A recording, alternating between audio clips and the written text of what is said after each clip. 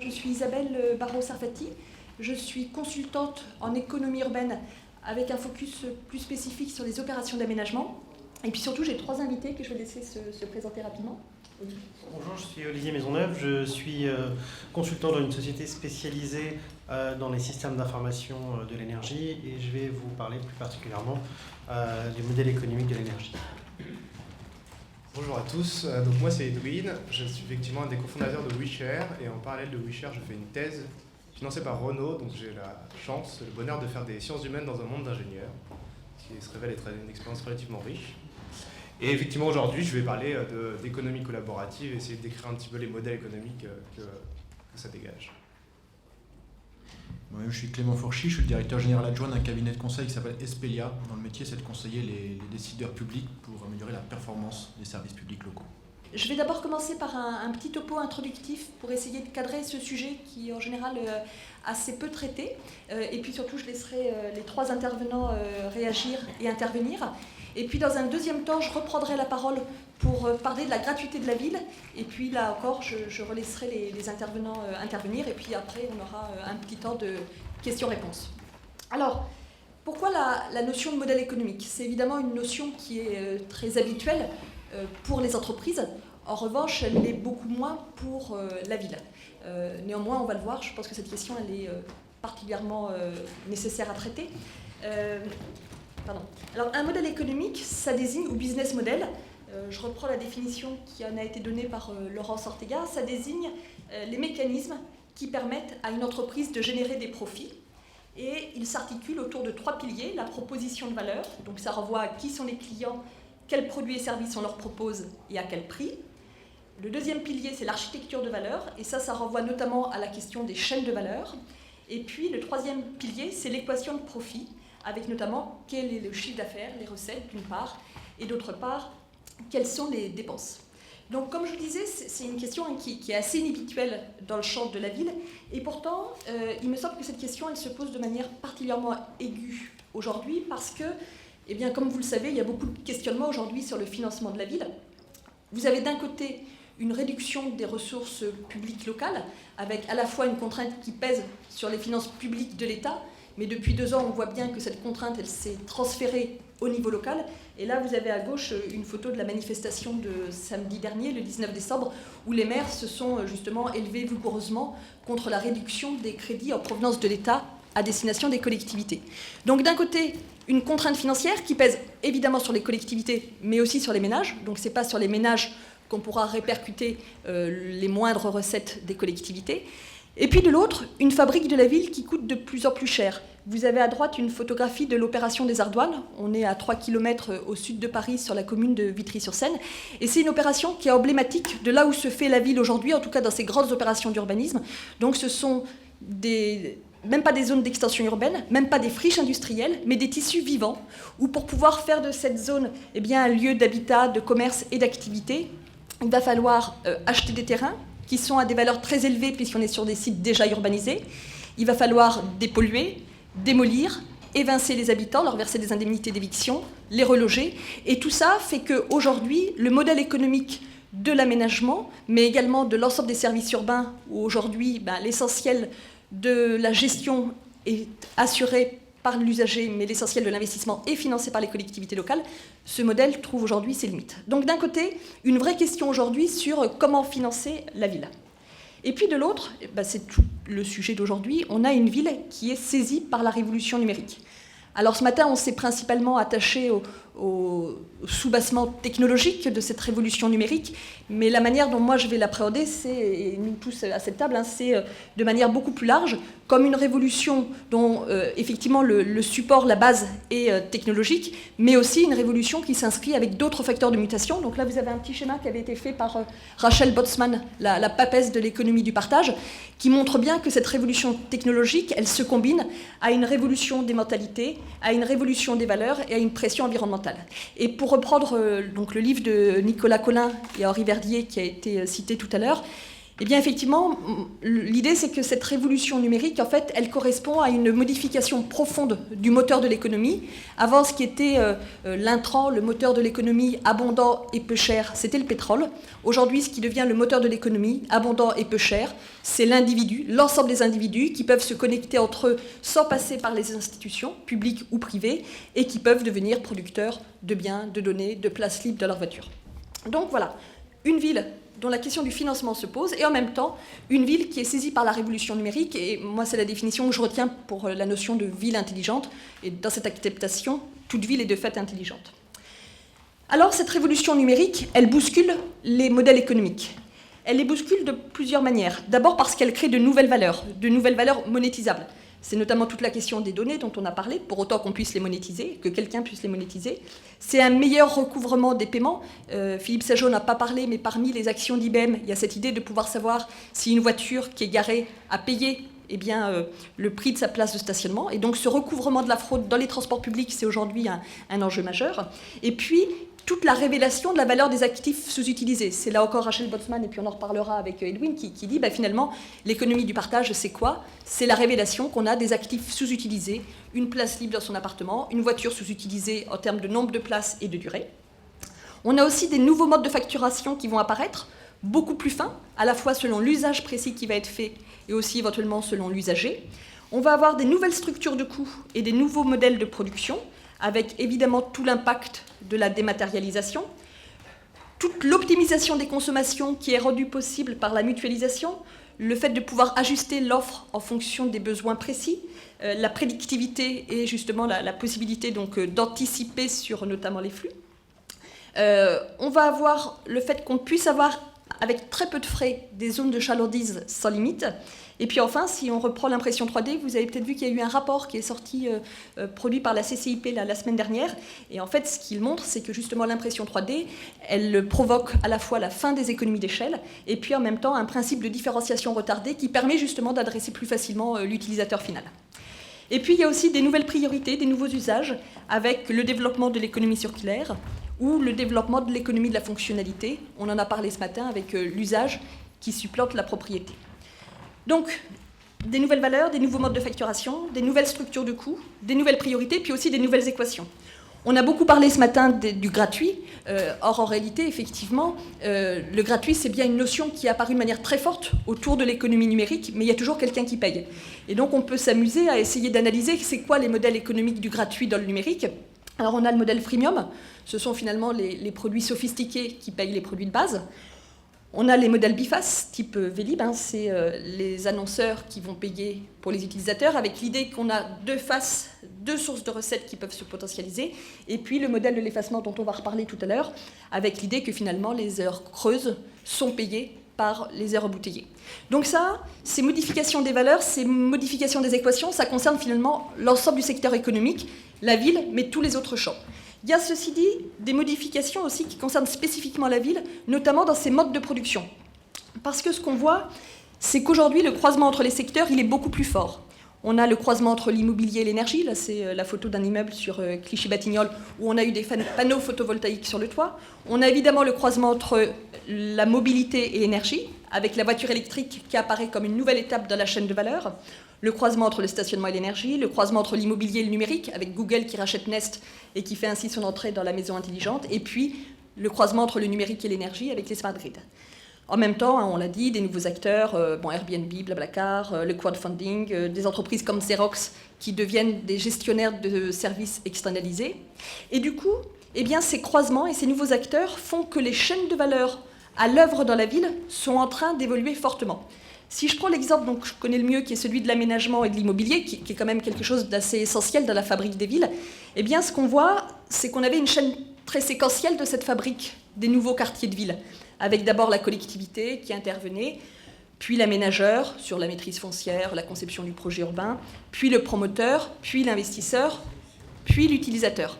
Et il y a un premier mouvement qui ne naît pas de la révolution numérique, qui naît d'autres évolutions, comme la contrainte financière, la contrainte environnementale, avec notamment les enjeux de mutualisation, qui fait que, je ne vais pas détailler, s'il y a des questions, on pourra y revenir, mais il y a des mouvements où il y a une remontée vers l'amont des acteurs de l'aval, et puis une redescente vers l'aval des opérateurs de l'amont. Mais surtout, avec le numérique, ce qu'on voit, c'est ce qui est en bleu, c'est qu'on a des nouvelles étapes dans la chaîne de valeur. Par exemple, le crowdfunding, qui va faire que peut-être certains équipements publics vont être financés par ce biais-là. L'éclairage intelligent, on en a parlé tout à l'heure, ce qui fait qu'aujourd'hui, quand on va penser la route, les systèmes d'éclairage, on va devoir intégrer ces nouvelles logiques de fabrication. On peut avoir les systèmes de bâtiments intelligents. Et ces nouvelles portes d'entrée dans la chaîne de valeur, eh bien, sont des nouvelles portes d'entrée justement pour des nouveaux intervenants qui peuvent aussi se positionner en amont ou en aval de ces étapes. Et du coup, il me semble que la ville intelligente, c'est d'abord une ville coproduite avec justement une recomposition complète des chaînes de valeur qui sont à l'œuvre. Et la question, c'est de savoir comment chacun des acteurs, et notamment les collectivités locales, vont être capables de maîtriser ces chaînes de valeur totalement fragmentées. Avec la question qu'on a un peu évoquée ce matin, est-ce que finalement on va aller vers des modèles très intégrés de la fabrique de la ville, avec plutôt des gros acteurs, notamment dans le champ de l'immobilier, qui seront capables d'intégrer toutes les dimensions, ou bien est-ce qu'on va aller plutôt vers des écosystèmes, un peu à l'image de ce qui s'est passé lorsque, vous vous souvenez, en mars dernier, Vinci s'est allié avec Blablacar pour le péage aux autoroutes. Et puis, il y a une autre question qu'on va aussi aborder là tout à l'heure plus spécifiquement, qui est la question de la maille de fabrication de la ville. C'est-à-dire qu'à partir du moment où tous ces secteurs, toutes ces approches se croisent de plus en plus, à quelle échelle est-ce que ça devient pertinent de pouvoir les penser de manière globale ? Du coup, pour répondre à ces questions, je vais demander à chacun des intervenants de dire qu'est-ce qui change, en prenant d'abord l'exemple du secteur de l'énergie, puis l'exemple du secteur de la mobilité et en le croisant avec l'économie du partage. Et enfin, Clément interviendra plus spécifiquement sur comment est-ce qu'on croise tout ça. Quelles sont les mutations dans le secteur de l'énergie et quel parallèle on peut faire entre le modèle économique du secteur de l'énergie et celui de la ville ou de manière plus restrictive de la mobilité. Alors, le modèle économique du secteur de l'énergie est extrêmement complexe, notamment depuis la déréglementation. On a une chaîne de valeur longue et compliquée. Alors, je voulais synthétiser en une slide qui ne reprend que l'équation de profit et à l'échelle du secteur, pour vous dire qu'à la fin de la fin, finalement, le modèle économique de l'énergie, c'est un modèle d'économie à coût fixe, avec des revenus variables. À coût fixe parce que finalement, quand on fait la somme, on investit dans des centrales, on investit dans des réseaux de transport, on investit dans des réseaux de distribution, et que l'essentiel de ces coûts sont des coûts fixes. Le coût variable étant essentiellement le combustible. En France, en plus, le combustible est nucléaire. Et l'essentiel du coût du combustible, c'est de la production et du retraitement qui sont également des coûts fixes. Donc on a une grosse économie à coût fixe, avec en face des revenus qui sont en fonction des consommations. Une part d'abonnement que tout le monde paye dans son abonnement d'électricité, mais une grosse part qui est un prix des consommations. Si tu veux. Merci. Et en fait, la logique derrière ça, c'est une logique de lissage de la pointe. Globalement, les coûts de mise en place d'un réseau ou de production, enfin de construction des centrales de production est piloté par la capacité à répondre à la pointe, au moment où on va consommer le plus en hiver, entre 18 et 20 heures, les jours de grand froid. Et on va dimensionner tout le réseau de la France pour être capable de passer cette pointe. Parce que si on ne la passe pas, plus d'électricité, ça coupe au moment où tout le monde en a besoin. Et puis on va prendre un petit peu de marge de sécurité en plus. Donc c'est cette pointe qui va faire le coût fixe.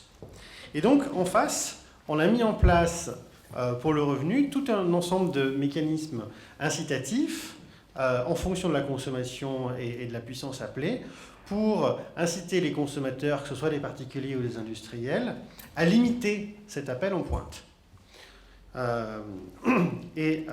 En ça, on peut déjà voir un parallèle avec l'économie du transport, ou dans un avion ou un train. C'est une économie à coût fixe, on investit dans des rails, on investit dans des trains qui roulent, et après on a un problème de remplissage. Quelque part, on ne peut pas transporter tout le monde en heure de pointe, et on va essayer de lisser la charge de telle manière que des gens prennent le train en heure creuse et qu'on ne soit pas bondé en heure pleine. Et le secteur de l'énergie est face au même problème. Alors on va regarder un peu, en cliquant, quelles sont les stratégies économiques pour la limitation de la pointe. Alors, la première chose, c'est un abonnement en fonction de la capacité. Lorsque vous vous abonnez chez EDF ou chez un de ses concurrents, maintenant que le marché est ouvert, on va vous demander la puissance souscrite de votre logement et ça va permettre de fixer un maximum de consommation instantanée. Si vous branchez simultanément 3 fours, 2 machines à laver, 4 frères à repasser, plouf, ça va disjoncter. Si vous voulez pouvoir appeler plus, vous allez payer un abonnement plus cher. Donc une part de l'abonnement va vous inviter à réfléchir au dimensionnement de vos besoins électriques et éventuellement à dire que vous ne mettez pas le fer à repasser en même temps que le four pour avoir un abonnement moins cher. Cette logique-là qui marche pour les particuliers marche d'autant plus fort pour les industriels qui vont avoir des process industriels qui peuvent piloter et qui peuvent potentiellement ne pas allumer simultanément ou qui auront la possibilité de réduire en hiver ou pendant les périodes de pointe. Donc le premier levier, c'est un abonnement en fonction de la capacité. Le deuxième levier, qui est un levier qui est très fort, c'est la tarification incitative. La tarification incitative, on le connaît tous sous la forme des heures creuses. Donc on a un abonnement heure creuse et on fait tourner le chauffe-eau la nuit parce que l'électricité coûte moins cher.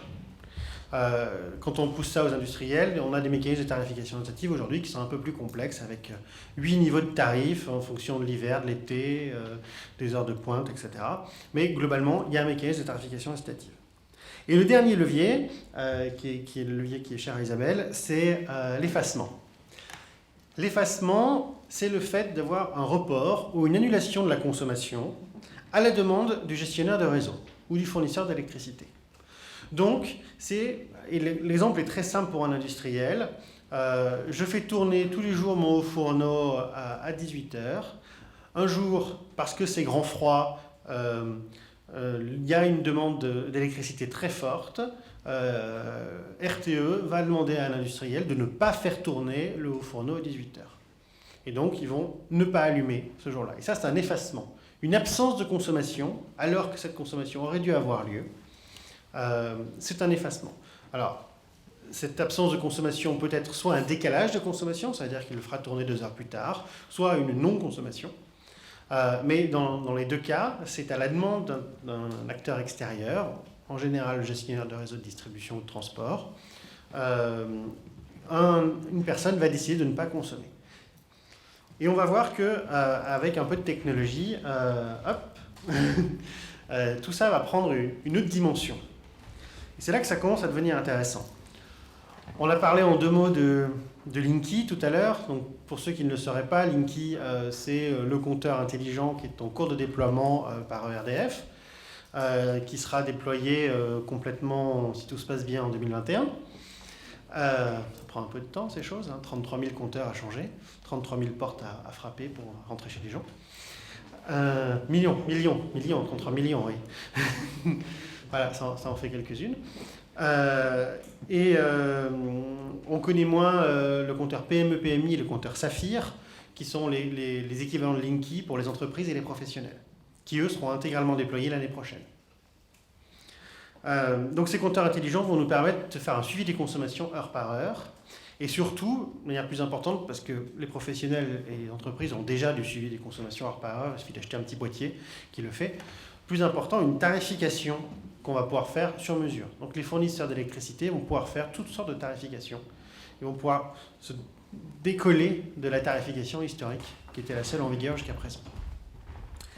Et quand on combine le compteur intelligent qui permet de faire la tarification sur mesure avec les smartphones, avec l'Internet des objets, qui vont donner à l'usager la main sur ses consommations, sur la capacité d'agir. Et je suis d'accord avec ce que vous disiez tout à l'heure, c'est pas le fait d'avoir une courbe sur son smartphone qui fait faire des économies, c'est le fait d'avoir des mécanismes qui permettent d'agir. Aujourd'hui, quand vous passez en heure creuse, si vous avez un chauffe-eau, et parce que votre électricien vous a installé un chauffe-eau asservi sur les heures creuses, en heure creuse, votre chauffe-eau se déclenche la nuit. et vous n'y réfléchissez pas, et tout seul, vous avez un décalage de consommation.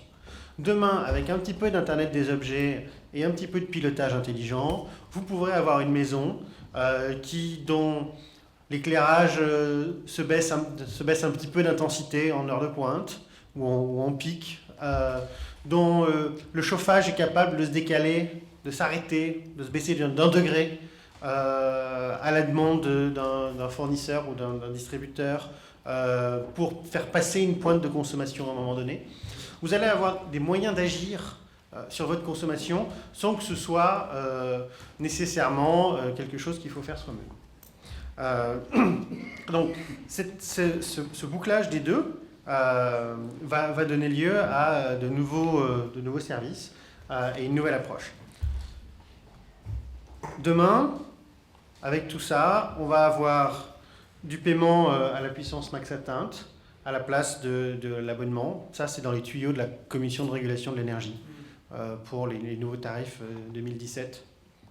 C'est pas sûr que ça arrive, mais c'est dans leurs idées, c'est dans les cartons. On va avoir de la créativité sur la facturation, on va avoir de la pointe mobile pour les particuliers. Bref, on va avoir tout un ensemble de mécanismes qui vont inciter à des modes de consommation plus vertueuses.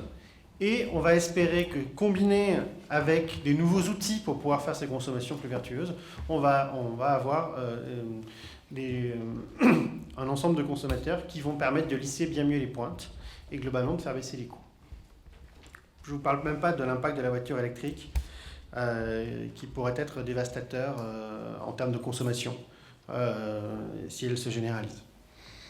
Donc ces mécanismes-là sont vraiment essentiels si la voiture électrique est un succès pour que, ne serait-ce qu'on continue à pouvoir fournir en électricité la France sans avoir à doubler le réseau électrique français. Donc l'enjeu économique est clair. Si on fait un petit parallèle, je ne sais pas où j'en suis en termes de temps. J'ai encore un peu de temps.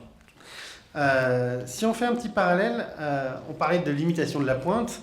Et je me suis amusé à faire le parallèle avec la mobilité, pour voir si les stratégies qui sont utilisées dans le monde de l'électricité auraient un sens dans le monde de la mobilité. Alors, si on regarde un peu, abonnement en fonction de la capacité, c'est des choses qui se font. On voit qu'on a souvent des abonnements de transport, notamment, qui sont en fonction des zones, même si à Paris, ça a tendance à disparaître, en fonction des horaires. Il y a certains endroits où on a des abonnements heure creuse qui permettent de voyager en heure creuse. Les passes Navigo avant étaient dézonés pendant les vacances, qui sont des heures creuses de transport, quelque part. Donc ça, c'est des mécanismes qui existent déjà. Si on regarde la tarification incitative, on voit que les prix variables sur les horaires, ça existe. Transport for London, le métro de Londres, a déjà des horaires heure creuse. Est-ce que ça incite réellement les gens à voyager en heure creuse ? C'est pas sûr, parce que je suis pas sûr qu'il y ait un signal économique de report très fort. On prend le métro quand on doit aller bosser, hein, donc bon. Mais en tout cas, il tente ce mécanisme-là. Vinci, de même, et quelques gestionnaires d'autoroutes font des prix moins chers en heure creuse. Plus intéressant sans doute, Uber, hein, l'opérateur de VTC qui s'est rendu célèbre il n'y a pas longtemps, a des prix dynamiques selon l'offre et la demande. Et on voit que là, on a des choses intéressantes dans lesquelles, en fonction de l'offre et la demande et avec des liens avec les smartphones, on pourrait faire des prix dynamiques et faire des signaux économiques intéressants. Leur idée derrière ça, c'est pas de capter plus de valeur, mais c'est d'attirer plus de chauffeurs au moment où il y a plus de clients, et donc du coup de pouvoir fournir un meilleur service. Et puis il y a ce champ de l'effacement, l'idée qu'on pourrait reporter une consommation, ou dans le cas du déplacement, reporter un déplacement à la demande d'un opérateur avec une incitation économique. Aura-t-on un jour un système dans lequel la RATP nous enverra un petit message pour nous dire le train que vous prenez tous les jours, le RER que vous prenez tous les jours est saturé à 18h30, restez une heure de plus au bureau, en échange de quoi on vous donne des points ou tout mécanisme incitatif L'effacement dans le secteur du transport, qui jusqu'à présent, on n'a pas encore vu de choses, et pourrait être un champ d'innovation, où on sent bien que là, il y a un intérêt. Je pense que tant pour l'usager de ne pas se déplacer à un moment où c'est saturé, que pour le gestionnaire de réseau, pour lisser ses charges. Mais il y a un modèle encore à inventer. Moi, juste avant de me concentrer sur la mobilité, je vais essayer de redresser une petite définition de ce qu'au sein de WeShare on appelle économie collaborative. Alors, il y a économie du partage, économie collaborative. Nous, on parle plus d'économie collaborative parce que, effectivement, dans cette économie-là, il y a des transactions et qu'on n'est pas dans une économie, une forme d'économie un peu post-hippie, disons. Donc, l'espèce de définition qu'on a essayé de construire, c'est celle-là. C'est l'économie collaborative regroupe l'ensemble des pratiques et modèles économiques basés sur des structures horizontales et des communautés. Alors moi je l'aime bien parce qu'elle ne dit pas grand-chose en fait. Elle est assez floue et ça reflète bien la réalité de ce qu'est l'économie collaborative. En fait aujourd'hui il n'y a pas une économie collaborative, il y en a plusieurs. C'est tout un ensemble de pratiques, d'usages. On essaye de mettre derrière une grande bannière pour créer en fait du mouvement. Alors une fois qu'on a dit ça, comment on avance là-dedans? Nous on a construit notre grille de lecture qui est celle-ci, que je vous soumets, qui est en construction, hein, qu'on challenge assez régulièrement, et qui va de la consommation donc, collaborative, dont on a pas mal discuté déjà jusqu'à maintenant, jusqu'à des modes de gouvernance collaborative, donc des choses un peu structurellement plus profondes. Donc là, dans les minutes qui suivent, je vais me concentrer sur la partie consommation collaborative et plus sur la partie mobilité. Merci. Donc ce qu'on observe en fait dans ce champ de la mobilité et de l'économie collaborative, c'est qu'il y a principalement deux grandes approches. Une approche B2C, qu'on connaît un petit peu, hein, c'est les loueurs de voitures, Autolib, Vélib, etc. On en a déjà un peu parlé. Et puis une autre partie qui est là un peu plus émergente, qu'on appelle peer-to-peer. Alors je ne sais pas si vous savez d'où ça vient, peer-to-peer, mais peer-to-peer, ça vient du vocabulaire du logiciel en fait. Peer-to-peer sont des serveurs qui peuvent émettre et recevoir des données. Si on fait l'analogie avec ces plateformes, c'est que le consommateur va devenir le producteur lui-même du service. Et là, on voit les différents services. Donc, il y a la location de voitures entre particuliers, il y a les grands Blablacar, Uber, etc. Donc, ce qu'on voit, c'est qu'il y a sur chacune de ces verticales-là, un service qui va venir se développer. Après, en termes de modèle économique en tant que tel, là, il n'y a pas grand-chose de nouveau, finalement, par rapport à ce qu'on appelle l'économie numérique. On voit que c'est des modèles qui ont déjà été utilisés par d'autres services et qui sont en dehors de l'économie collaborative. Ce qui est intéressant, c'est qu'on voit que les grands acteurs, ou en tout cas ceux qui sont capables de faire parler d'eux parce qu'ils sont capables d'aller chercher beaucoup de fonds auprès des fonds d'investissement, ils utilisent le même modèle économique qui est celui de la commission en fait, où ils vont prendre sur chacune des transactions effectuées sur leur plateforme une commission qui est assez variable en fonction des services. Pourquoi en fait ce modèle économique est en train de prédominer? Tout simplement parce que c'est celui qui permet de scaler, comme on dit dans le vocable entrepreneurial, ou en tout cas de passer à l'échelle en fait. Passer à l'échelle puisque ces logiques-là, elles sont construites sur ce qu'on appelle la masse critique. La masse critique, c'est un peu cette histoire de la poule et de l'œuf. C'est que sur votre plateforme, il vous faut suffisamment d'offres pour faire venir la demande et il vous faut suffisamment de demandes pour faire venir l'offre. Et ce qu'on a observé en fait, notamment avec Blablacar, c'est qu'une fois qu'on atteint cette masse critique-là, on a un développement qui se fait exponentiel. Il y a d'autres facteurs, il y a la communication, la politique, etc. Mais sur le fonctionnement même de la plateforme, une fois qu'on atteint cette masse critique, on voit les pratiques et les usages de la plateforme décoller. Après, il y a plusieurs autres facteurs clés de succès, entre guillemets. Il y a la confiance. Alors, dans l'économie collaborative, on entend beaucoup parler de confiance. On s'entend bien, la confiance, c'est un sentiment humain. On ne fait pas de la confiance grâce à une plateforme. Ce qu'on peut créer sur la plateforme, c'est un environnement de confiance. Donc ça va être tous les processus de commentaires, de notes, de rating, etc. Et puis, il y a une troisième dimension qui est un peu plus difficile à définir, mais qui est très propre à cet univers un peu de Silicon Valley entrepreneurial. C'est l'expérience utilisateur, design thinking, etc. C'est comment vous allez itérer sur votre outil pour qu'ils permettent finalement de suivre les usages qui sont faits sur votre plateforme. Et ça, vous pouvez le faire quand ce n'est pas vous qui possédez l'infrastructure. Quand vous utilisez l'infrastructure qui sont les routes, qui sont les voitures, qui sont le code de la route, etc., vous avez juste l'outil qui met en relation. Et donc c'est assez souple finalement, c'est assez agile. Vous pouvez le faire évoluer assez facilement. Donc peut-être pour essayer de résumer un peu mon propos, nous ce qu'on regarde au-delà de comment comment la start-up va arriver à trouver un modèle économique, c'est les questions que ça pose. Une des vraies questions que ça pose, c'est celle de la redistribution de la valeur. Quand on parle de modèle économique, je pense qu'il faut aller jusqu'à la redistribution de la valeur et à la gouvernance qui va avec. Et là, ça dépasse l'économie collaborative, mais quand je partage un statut sur Facebook, finalement, je vais créer de la valeur. Parce que je vais inciter les autres gens à venir voir mon statut. Et cette valeur, elle est captée, elle est monétisée par Facebook, et elle est redistribuée en fonction de la gouvernance de l'entreprise. Donc concrètement, pour Facebook, c'est les salariés, elle est thésaurisée, un petit peu les actionnaires, et encore, je ne suis pas sûr. Mais en tout cas, l'utilisateur, donc celui qui a en partie créé la valeur, n'est pas forcément directement rémunéré par cette valeur-là. Et finalement, ce qu'on voit aujourd'hui dans le champ de l'économie collaborative, c'est des réflexions sur comment on va créer des modèles économiques qui vont redistribuer une partie de la valeur aux utilisateurs, à ceux qui la produisent.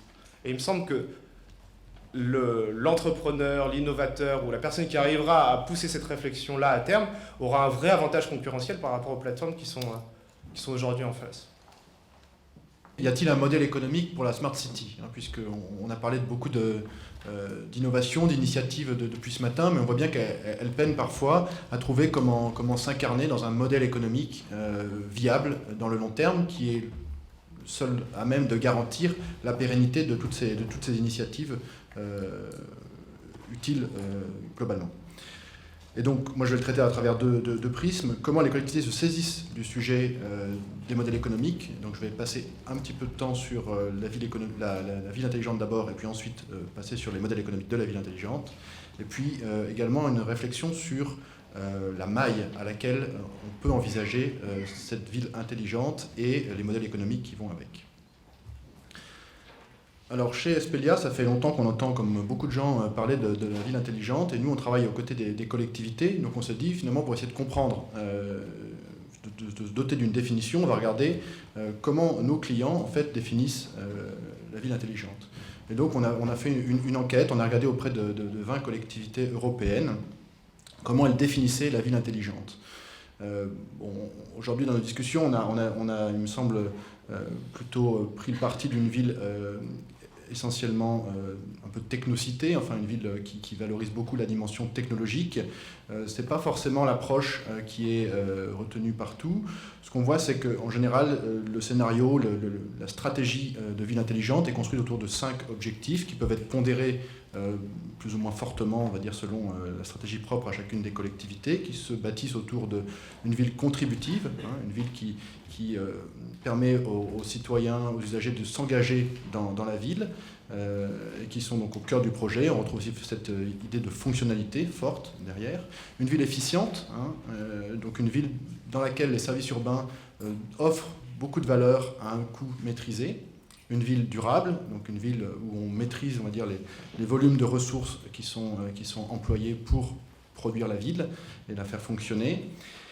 Et puis où on préserve la biodiversité. Une ville résiliente. Bon, je ne reviens pas sur tout ce qui est changement climatique, ça va aussi au-delà, c'est-à-dire que c'est la résilience économique aussi, par exemple. Le fait de ne pas dépendre entièrement, par exemple, pour ses recettes fiscales, de la survie d'une grosse entreprise. Et puis évidemment, une ville innovante, sachant que souvent, pour les collectivités, ce sujet de l'innovation est pris à travers le prisme du développement économique et de la façon de voir comment ils vont pouvoir engager, conforter le développement d'un écosystème d'entreprises innovantes sur leur territoire.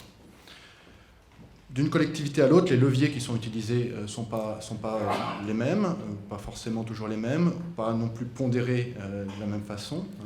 Ce qu'on voit dans les différentes communications que peuvent produire les collectivités, c'est qu'il y a une prédominance de ce qu'on a appelé la smart administration, donc un engagement à améliorer l'efficacité, la transparence et puis l'ambition du fonctionnement de l'administration. Et puis ensuite viennent assez directement les transports et tout ce qui est smart people, c'est-à-dire cette capacité à faire monter, on va dire, à embarquer la population dans la démarche Smart City en rendant la population plus qualifiée, plus engagée et en essayant de favoriser la pluralité sociale. Bon, je ne m'attarde pas sur ce sujet-là, qui est un peu un sujet d'introduction. Ce qui est certain en revanche, et on le voit un peu partout où on a travaillé, c'est que la Smart City et le fonctionnement de la ville n'échappent pas au bouleversement des différents modèles économiques qu'on peut voir dans l'économie normale.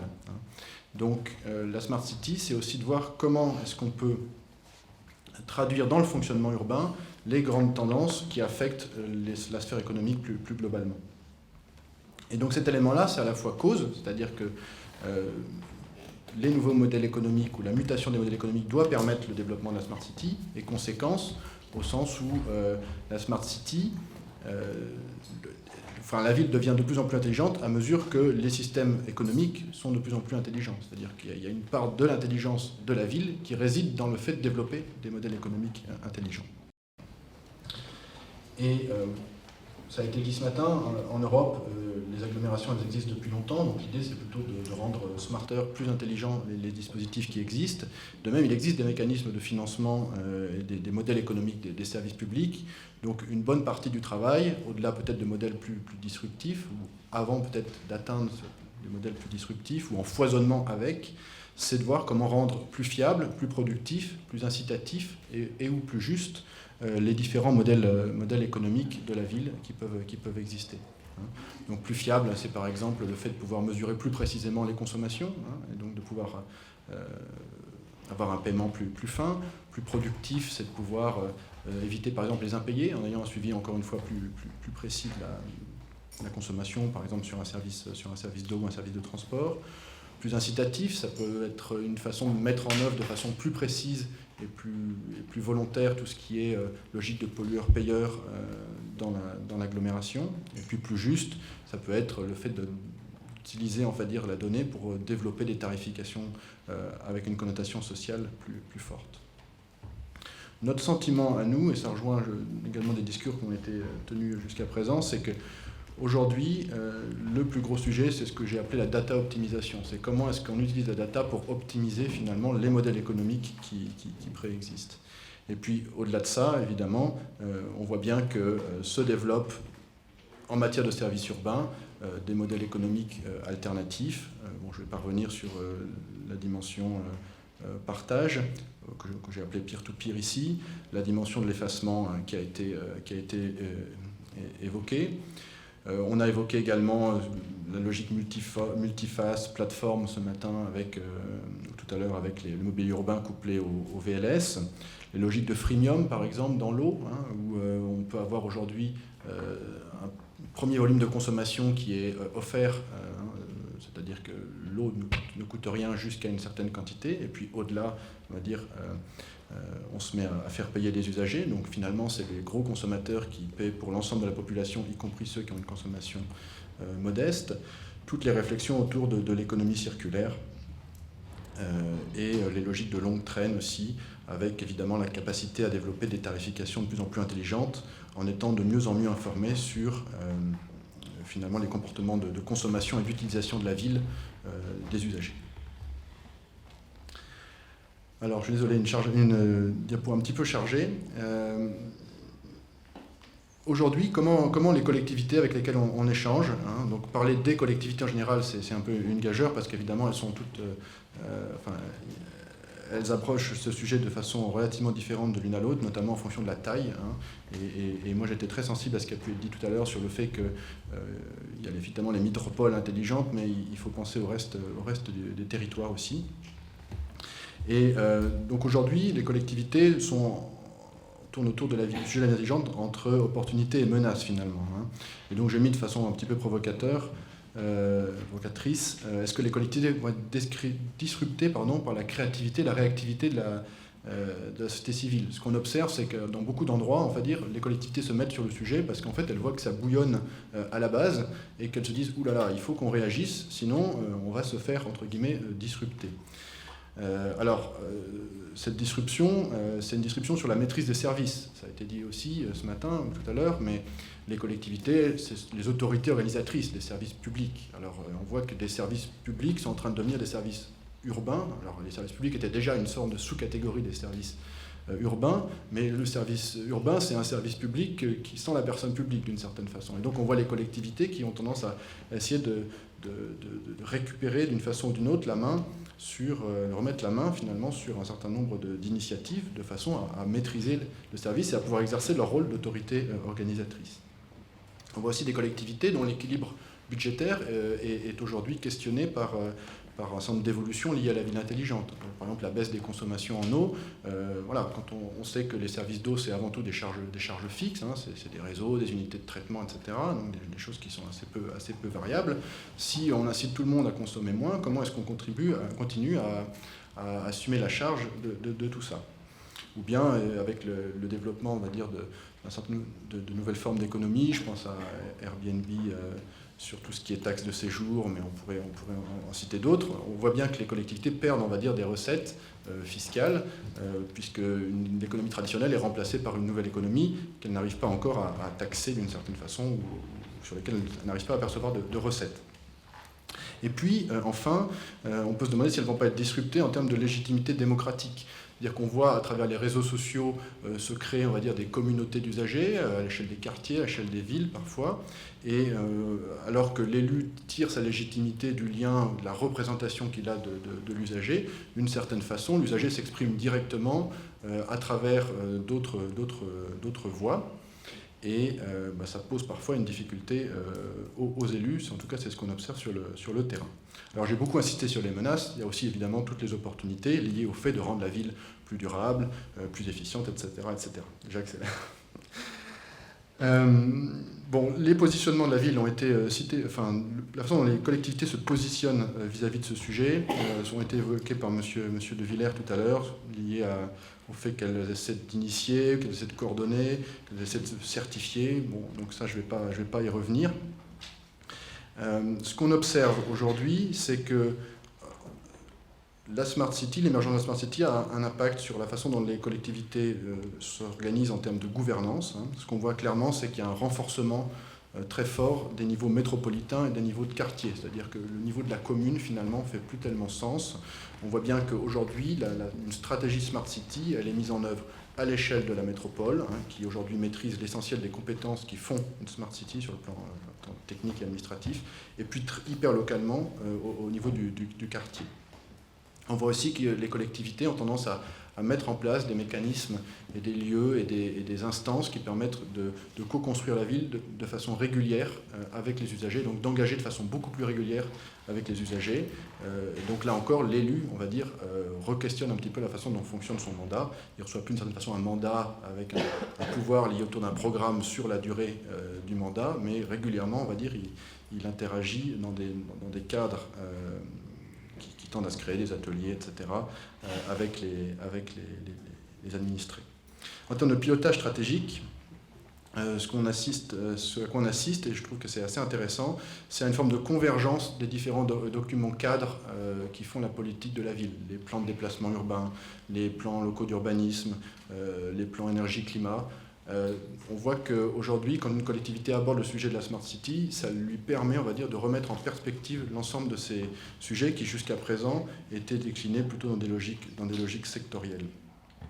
Et donc, on assiste à un développement du management stratégique, finalement, de la ville grâce à l'approche Smart City. Et puis aussi, à mon avis, c'est intéressant de le citer, on voit qu'avec l'accélération, on va dire, de l'innovation, les logiques de plan tendent à céder le pas à des logiques de processus, finalement. On n'arrive plus à produire un plan, ça va tellement vite qu'en fait, ce qui compte, c'est plus les grands objectifs clés et puis ensuite le processus pour faire vivre ça. Donc peut-être que demain, on n'aura plus de PDU, de plan de déplacement urbain, mais on aura juste un processus qui sera en permanence actualisé.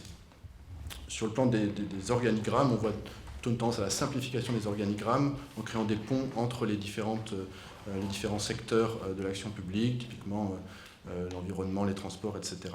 Et puis évidemment une valorisation accrue des fonctions TIC au sein des collectivités. Je pense quand même que le sujet des leviers est intéressant, mais je m'y étends pas trop. Ce qu'on voit aujourd'hui, c'est que la façon dont les collectivités traduisent en acte la Smart City est encore très, très, très divers. On a ces logiques de démonstrateurs, donc d'expérimentation, très généralement hyper localisées en termes de territoire couvert. On tend à voir émerger des logiques plus globales, avec des schémas directeurs Smart City. Tout un questionnement Toulouse, par exemple, sur lequel on a la chance de travailler. On voit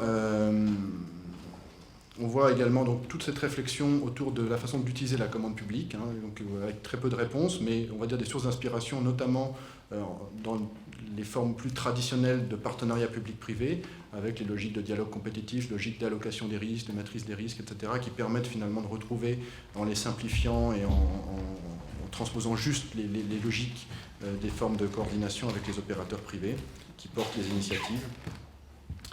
Voilà, et puis le sujet des données a été traité. Alors, sur le sujet de la maille, à quelle échelle peut-on penser la ville intelligente ?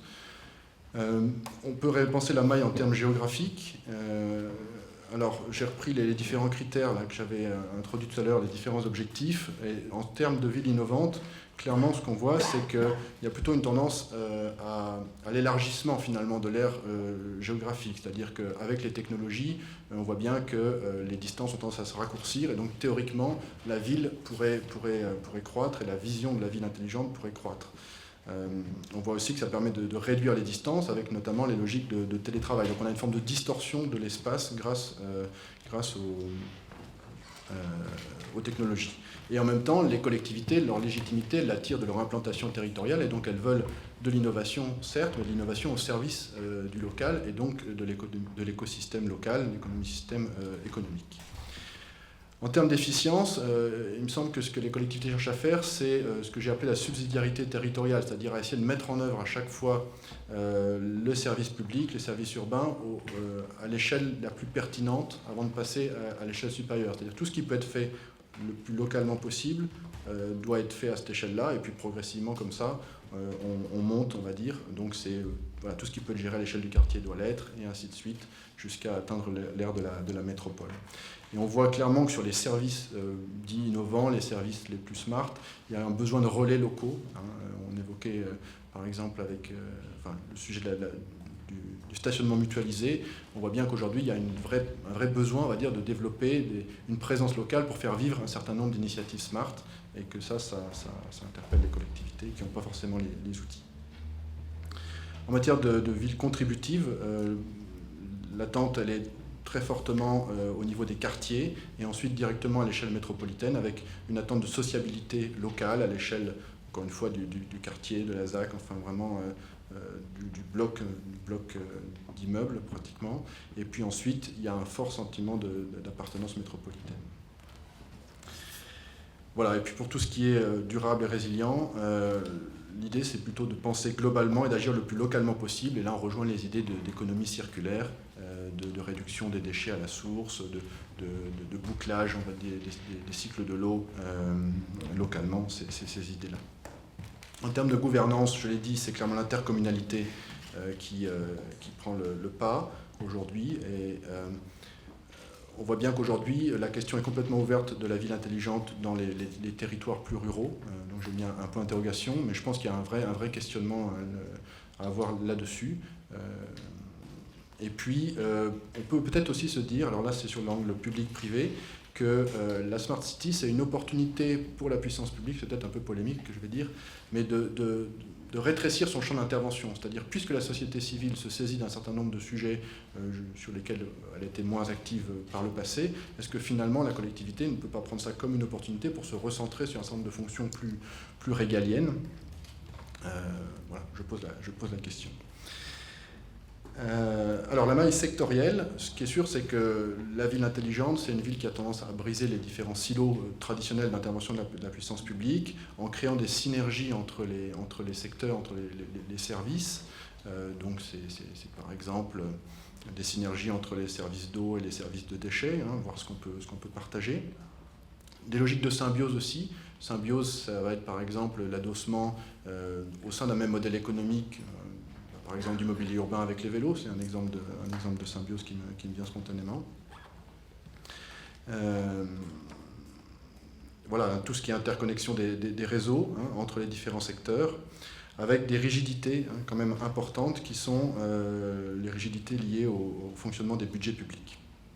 Et enfin, alors je l'ai déjà un petit peu évoqué avec le sujet des mandats et de l'élu, mais je pense que c'est intéressant de s'intéresser aussi à la maille temporelle et au fait que, clairement, le rythme de la ville intelligente n'est pas forcément le rythme des instances publiques, des collectivités, avec un petit peu un choc entre la réactivité et l'obsolescence courte d'un certain nombre d'initiatives liées à la ville intelligente, et puis le fait que les autorités publiques sont censées assurer la continuité des services publics et la pérennité du gouvernement local, si j'ose dire.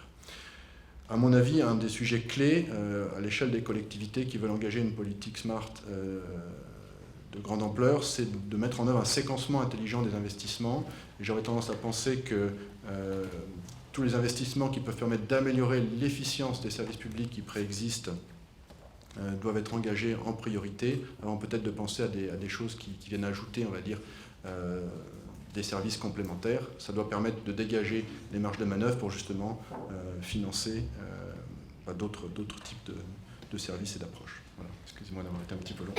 Voilà, donc là, on vient de boucler, en fait, dans l'attente de vos questions tout à l'heure, cette première partie sur finalement la question de qui paye quoi dans la ville, mais du point de vue des opérateurs dans un premier temps, des opérateurs du secteur de l'énergie, des opérateurs du secteur de la mobilité, et puis de l'opérateur finalement qui est la collectivité qui doit consolider tout ça. Mais il y a une autre approche, en fait, qui est davantage la question de qui paye la ville du point de vue des payeurs finaux. En fait, finalement, jusqu'à présent, il y avait 3 payeurs finaux dans la ville, qui étaient soit le propriétaire final, ou le propriétaire initial, notamment dans les opérations d'aménagement. Une opération d'aménagement, elle est financée parce qu'il y a quelqu'un qui va payer finalement le prix d'un logement, ce qui va servir à payer l'aménageur.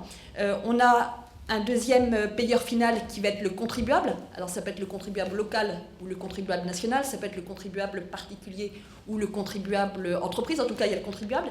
Et puis il y a la troisième source de paiement qui va être l'usager. Et là aussi ça peut être l'usager du service ou bien l'usager d'un autre service, par exemple lorsque les TGV financent les terres, où finalement on a différents usagers qui forment une sorte de péréquation. Donc voilà, donc ça c'était les 3 grands payeurs traditionnels de la ville, encore une fois, contribuables, usagers, acquéreurs de programmes neufs. Et ce qu'il faut bien voir, c'est que jusqu'à présent, c'était principalement le contribuable qui payait la ville, en fait, essentiellement. Et c'est pour ça que souvent, j'ai parlé de la notion de gratuité dans les modèles économiques, mais ce qu'il faut bien voir, c'est que, en tout cas dans le milieu d'où je viens, qui est plutôt celui des architectes urbanistes, il y a une idée fondamentale de l'urbanité, c'est que la ville, elle est gratuite, en fait. Avec notamment, là je cite le Grand Prix d'urbanisme David Mangin, cette idée que un espace public, il doit être libre d'accès et gratuit, et que précisément cette notion, aujourd'hui, elle est de plus en plus menacée. Donc encore une fois, la gratuité de la ville, c'est l'idée que c'était principalement le contribuable qui l'a payé. Or, aujourd'hui, on voit bien qu'avec la crise des finances publiques, d'une part, et puis d'autre part, ces questions aussi de maille et ces questions d'évolution des mentalités, demain, ce ne sera sans doute plus possible. Et donc la question, c'est de se dire, est-ce que finalement, on ne va pas vers une ville qui serait payée demain que par ses usagers, et donc une ville à 2 vitesses, ceux qui ont les moyens de payer les services plus élaborés la payent, et puis les autres, ils ont une ville un peu, entre guillemets, dégradée. Voilà, donc ça c'est toutes ces questions sur la notion de gratuité de la ville que je voudrais soulever dans cette deuxième partie de la table ronde, de manière plus rapide, avant d'ouvrir sur les questions. Avec aussi un autre constat, c'est que justement le terme de gratuit, il est très à la mode en fait. Moi ce qui me frappe en fait, alors je vous ai mis le livre de Denis Oliven qui est de 2007, La gratuité c'est le vol. Je vous rappelle que Denis Oliven c'était l'ancien patron de la FNAC, et à l'époque en fait il dénonçait le fait que finalement il y avait une économie du livre et du disque qui était gratuite parce qu'il y avait en réalité des auteurs et des éditeurs qui finalement supportaient les frais. Mais ce livre vient d'être réactualisé. Et puis, vous voyez, on a Félicité Herzog qui vient de publier chez Gallimard un livre qui s'appelle Gratis. À l'inverse, on a des collectivités locales, c'était dans le journal du dimanche, qui justement mettent fin au tout gratuit. On a Toulouse qui a supprimé là, début septembre la gratuité des cantines scolaires. Et puis à l'inverse, il y avait toute une page du Monde, et si tout devenait gratuit. Donc il me semble qu'il y a une forme de tension entre d'un côté la fin de la gratuité et puis de l'autre l'avènement de la gratuité, notamment permise par l'économie du partage.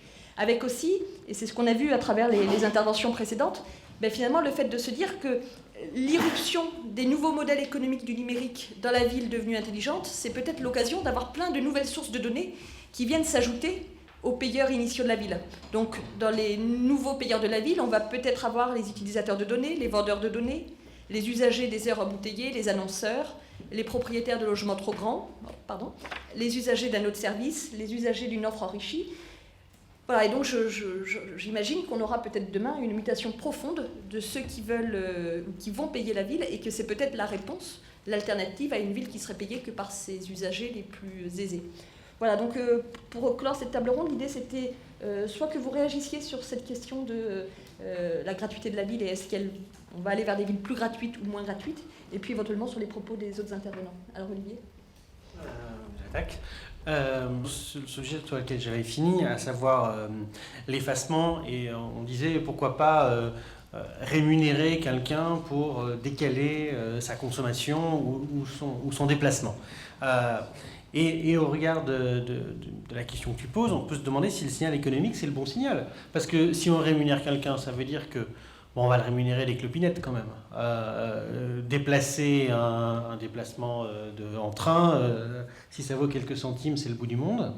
Un effacement à la maison, lorsqu'on déplace des heures pleines en heures creuses, un usage qui ne soit pas du chauffage, mais même du chauffage pendant une demi-heure, ça vaut quoi? Quelques centimes. Ça veut dire que ceux qui sont riches vont s'asseoir dessus et on va avoir une économie d'un service à deux vitesses. Mais si on reprend un peu les autres points qu'on a vus tout à l'heure, on se voit aussi que finalement ces quelques centimes pourraient être captés par d'autres qui, en les mettant bout à bout, créeraient vraiment de la valeur. Et donc avec une forme d'économie de la multitude de l'effacement et en agrégeant tout ça, on peut créer de la vraie valeur qui pourrait se transformer pour les gens qui acceptent de faire de l'effacement par un service, par une plus-value qui n'est plus financière mais qui est de participer à moindre frais ou à moindre embêtement au bon fonctionnement du système électrique et à la défense de l'environnement par là même. Et donc on peut imaginer des mécanismes comme ça. Allez, sans aller chercher très loin, on a Voltalis, qui est une société qui fait de l'effacement diffus de manière expérimentale et qui aujourd'hui en Bretagne, via des partenariats avec des HLM, offre le boîtier permettant de faire le décalage du chauffage électrique dans les bâtiments chauffés électriquement, en échange du fait que les gens peuvent consulter leur consommation en ligne et avoir un vrai rapport. Il fournit aux usagers un rapport de leur consommation et des conseils pour faire des économies d'énergie. Donc Voltalis capte la valeur de l'effacement, il se la met dans la poche, il ne la rend pas à l'usager, mais il donne à l'usager un service gratuit en échange. Ça marche dans l'énergie de manière expérimentale pour l'instant. Est-ce qu'on pourrait imaginer des mécanismes similaires dans le déplacement ou de manière plus générale? Moi, vous l'aurez compris, la façon dont j'interprète la question, c'est pas tant qui paye la ville, mais qui produit la valeur dans la ville finalement. Et si on regarde l'économie collaborative, alors qu'on appelle ça optimiser des ressources existantes, ou marchandiser son espace privé, on se rend compte que finalement les lieux où on produit de la valeur dans la ville changent, évoluent. Je vais arriver à produire de la valeur avec ma voiture personnelle, chose que je ne faisais peut-être pas avant au sein de cette ville. Et donc c'est d'essayer de comprendre le parcours de cette valeur-là pour à la fois appréhender la manière dont elle est distribuée et de la manière dont elle peut être redistribuée. Et ça finalement c'est des discussions qui ont déjà été un peu commencées. Il y a notamment le rapport de Colin et Colin qui a maintenant quelques années qui essaie de comprendre comment on pouvait taxer cette valeur qui était captée par les plateformes pour la redistribuer localement. Et donc la réflexion, ce serait peut-être d'essayer de comprendre comment adapter cette logique-là, qui est complexe parce que ces plateformes-là sont multinationales, mondiales, alors que les pouvoirs politiques sont nationaux. Mais c'est d'essayer de voir comment on pourrait essayer de réinterpréter ces logiques-là à des échelles locales. Alors ça pose plein de questions auxquelles j'aurais pas de réponse, mais ce serait ça une forme de réponse ou d'ouverture en tout cas, parce que c'est pas une réponse. Donc la question c'est plus comment va évoluer sa non-gratuité finalement. Voilà, donc aujourd'hui on voit notamment toute une ingénierie de plus en plus fine autour de la tarification des services publics. On voit des équilibres qui évoluent en matière de ratio de couverture des charges de services par le contribuable versus, par les budgets généraux versus par la tarification. Donc on voit les choses évoluer doucement. Aujourd'hui, en tout cas dans dans les comptes des collectivités, on ne voit pas encore de mutation vraiment profonde. Peut-être qu'il y a des tendances en germe, effectivement, et à mon avis, il faut plutôt aller les chercher hors de ce qui se pratique aujourd'hui dans la sphère publique. Voilà, donc ce que je vous propose, c'est qu'on en arrête là avant de passer à vos questions. Vous avez vu, on n'a pas du tout épuisé le sujet. Hein. Je pense que c'est vraiment un sujet en fait, qui mérite des approfondissements vraiment très importants. Mais je crois que ce qui est important, enfin c'est ce qu'en tout cas on a essayé de faire, c'est d'essayer déjà d'adresser, hein, pour reprendre ces néologismes, d'adresser cette question et de la mettre dans le débat public parce que justement derrière, c'est des vraies questions d'équité sociale et des vraies questions de gouvernance. Et ça sera l'introduction avec la table ronde qui suit. Mais voilà, en tout cas, je pense qu'il faut être vigilant sur ces questions de modèle économique de la ville parce que je pense que c'est une question essentielle. Jean-Bernard Roby, pour ajouter un peu à la complexité du débat très très intéressant que vous avez livré, je me pose une question un peu particulière. Les grandes smart cities sont en même temps des villes globales. Ces villes-là, elles sont payées partiellement par leurs habitants, usagers, contribuables, etc., mais fortement aussi par les touristes, les propriétaires de résidences secondaires, les investisseurs divers, dont au passage il faut dire qu'ils ne sont pas des électeurs. Est-ce que dans vos analyses, ça a une importance, cette donnée-là? Alors si la question s'adresse peut-être... Non, moi j'ai pas la réponse. Je peux dire juste un mot, mais il faut effectivement, quand on travaille sur ces sujets-là, avoir une approche très fine de l'usager, enfin segmenter fortement l'usager pour bien voir, et même chose pour les contribuables. Hein, voilà. Mais donc rentrer dans effectivement une analyse assez fine de quel type de contribuable, quel type d'usager, l'usager domicilié dans l'agglomération, l'usager de passage. Voilà. Et puis peut-être également pour dire que beaucoup de collectivités, me semble-t-il, s'intéressent à la ville intelligente sous l'angle de façon primordiale du développement économique. Et donc l'idée, c'est bien de trouver leur place dans cette compétition mondiale et donc d'attirer de la ressource.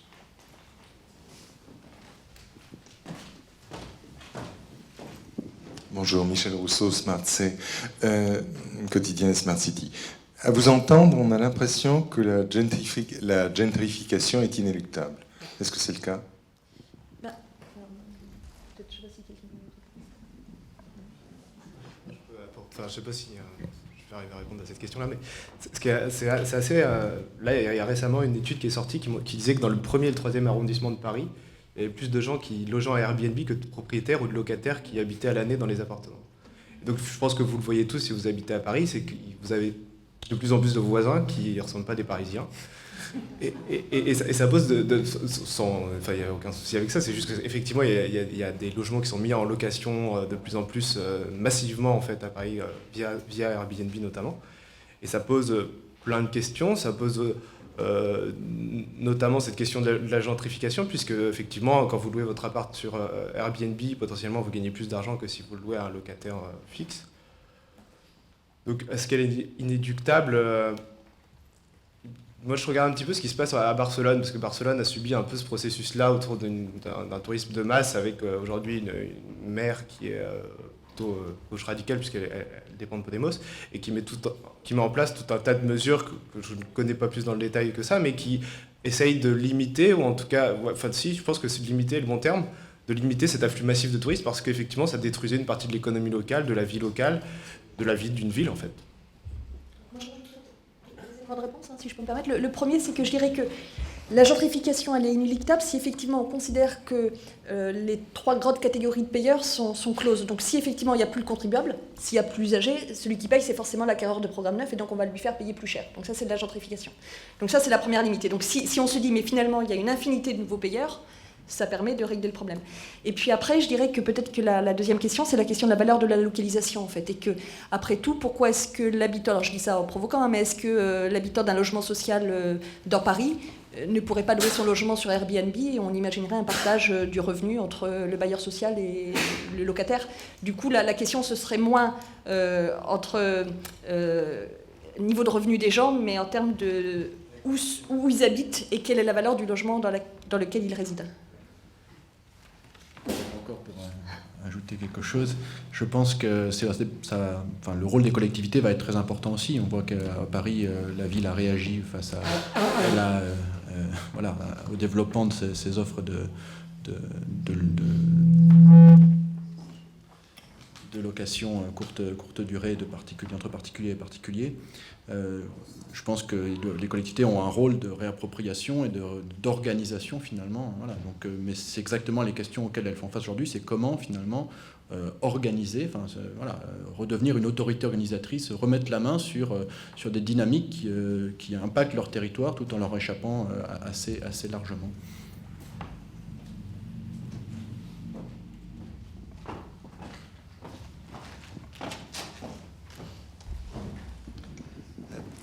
Ceci était tout à fait passionnant. Juste, je retourne la question, qui ne paye pas la ville? Et d'autre part, il y a des oubliés ici qui sont les rentiers. Et on sait très bien que les rentiers vivent de la ville complètement et ne la payent pas à son juste prix. Le raisonnement que vous tenez est un raisonnement qui est adapté à la problématique économique qu'on développe aujourd'hui, c'est-à-dire la problématique du numérique, c'est-à-dire des flux. Bon. Mais il y a toute une partie de la ville qui est construite sur le stock. La ville est fondamentalement un stock de résidences, et il y a des catégories sociales qui sont des stocks, passez-moi l'expression, qui vivent dans la ville. Et celles-ci ont une économie très particulière, et je crois qu'il ne faut surtout pas la gommer. Je donne un exemple. L'économie de Montpellier, la vieille économie, était une économie de rentiers. Bon, et elle a vécu sur ces rapports, ces transferts financiers entre le rural et le centre urbain. Elle a produit de la richesse dans la ville, et qui est d'une profitabilité extraordinaire sous l'angle de la richesse. Ici, vous ne parlez pas de la richesse au sens traditionnel, mais d'une richesse qui fluidifie, qui est mondialisée, qui est globalisée. Voilà. Je suis un tout petit peu gêné par ce j'adhère totalement à votre raisonnement, mais il me semble qu'il y a un trou.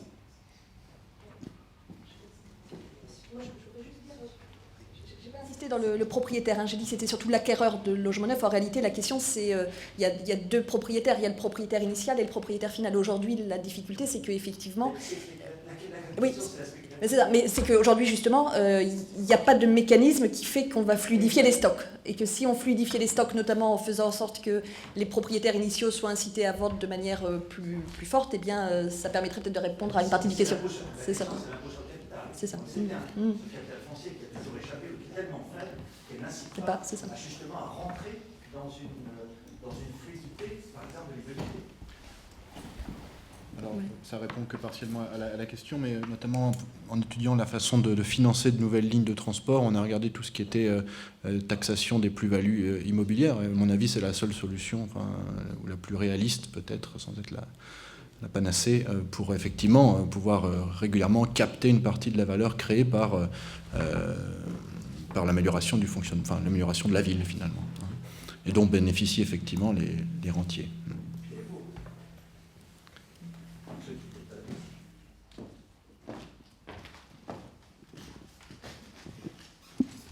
Bonjour, Pablo Hurlin, je suis éditeur chez Berger-Levrault. J'ai une question qui est liée à ce qui vient d'être évoqué. C'est que pour payer la ville, traditionnellement, c'est ce que vous disiez, la ville n'est jamais gratuite, et je suis tout à fait d'accord avec ça, on payait par l'impôt. Il y a quelque chose qui me dérange dans votre présentation, non pas que ce soit faux, mais en fait j'ai deux questions dans une seule question. Je vais essayer de faire le lien assez facilement. Ma première question... Alors, tout est lié à l'impôt. Aux taxes, pas aux redevances. Non, dans ma question, j'entends. Je vous vois dire non, mais dans ma question. Ma première question, c'est est-ce que vous avez lu les deux rapports du Sénat sur la fiscalité du numérique? Le premier rapport sur l'impôt sur le revenu, le second rapport sur la TVA, et qui essaye d'adapter ces deux impositions aux nouveaux usages du numérique. Et ces deux rapports proposent quelque chose, c'est de mettre en place des dispositifs dérogatoires aux principes fiscaux. C'est une niche fiscale, entre guillemets, parce qu'elle est en fait moins élevée que la première tranche de l'impôt sur le revenu. Et c'est d'inventer un machin, si je peux utiliser le terme du général de Gaulle, c'est de créer un central qui est un lien entre les opérateurs du numérique et l'administration des impôts. Et donc, ma première question, c'est de savoir ce que vous en pensez. Et tout ça, ça mène à ma deuxième question, c'est que tous ces payeurs de la ville sont très nombreux. Tout ça, ça me paraît très, très compliqué. Et en fait, semble être vraiment en décalage avec ce qui est le but de la ville intelligente, ce qui transparaît, c'est que la ville intelligente, au départ, c'est transparent. Enfin, ça essayait d'être assez transparent. Et là, on est dans la complexité. Est-ce que, finalement, faire payer la ville intelligente, on ne va pas tomber dans quelque chose de très, très compliqué et qui, du coup, par là même, va peser. C'est des analyses de 2 économistes sur le système fiscal suisse. Plus c'est compliqué, moins c'est transparent, moins l'impôt est efficace. Et donc finalement, est-ce qu'on n'est pas en train d'inverser la logique et de se retrouver face à des impôts qui ne sont pas efficaces parce que trop compliqués, trop de niches fiscales, personne ne veut payer, enfin, bazar, quoi.